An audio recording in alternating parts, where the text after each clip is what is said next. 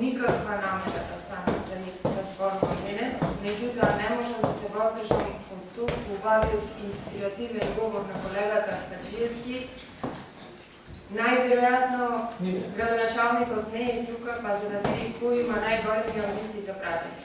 Ова беше тип-топ спремено само за на митинг.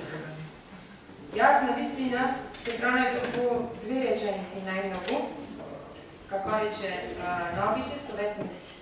Точно, ние сме нови во ова работа, неуки и така, некако може да помини. Ама дека не гледаме и не слушаме, може би јас и ти живееме во различна димензија, колега. Може би јас не ја гледам жичарата, може би јас не го гледам стадионот, може би јас не го гледам базинот, може би не гледам дека Битола оди напред. Вие гледате. Може би навистина имаме проблем, тоа рече мој колега со диоптера. Навистина сум се научила, меѓутоа мислам дека до толку да не гледам такви капитални проекти, дека не се направени, не се случвам со вас. Понатаму, уште една работа која многу често ја спомнуват.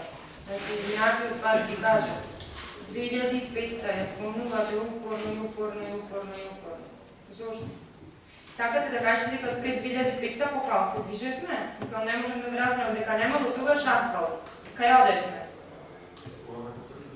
Вие рековте сега, 10 минути, дека немало нигде турено асфалт. Значи, одевме, ние на улица не била асфалтирана, одевме покал. Мислам, навистина кардинални работи, кажавте одговорница, што не држат место. И не знам за кое ваше време зборувате, кога 8 години сте на власт, а во 2005-та јас покуша се сеќавам, вие не бевте дел од ВМРО-ДКМН. Вие не бевте. Така да не. Така? Ме разбирате?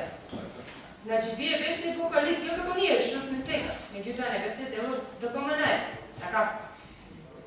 Без разлика на се, значи буџетот како буџет ќе помини, сите многу добро знаеме дека ќе го изгласате, ваков или закон. Нашите предности на вистина држија место, па се новие кои се за спортот, или кои се за копанки, или кои се за стадионот, или за црквата, не знам колку што се сеќавам некоја спомна.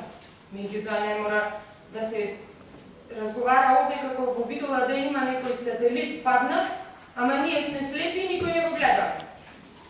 Значи, треба и вие самите да признаете дека ние моментално таптаме вместо. Вашата централна власт, пошто е ваша, воопшто не допринесува за развојот на Битола.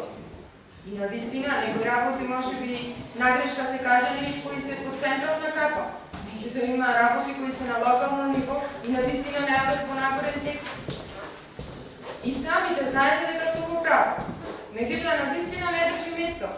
Не држи место некои работи да посебно да навредувате на типот ви кажа. Нови советници не го знаеме буџетот, па не мора да ги знаеме бројките, гледаме дека ништо не се прави. Кружните текови, добро е, кружните текови се прават. Кажете ми од капиталните проекти кои се направени. Значи сето тоа на хартија постои. Јас не велам дека не постои, меѓутоа јас не го гледам. Може би вие го гледате некој. И на вистина секоја чест толку инспиративен говор немам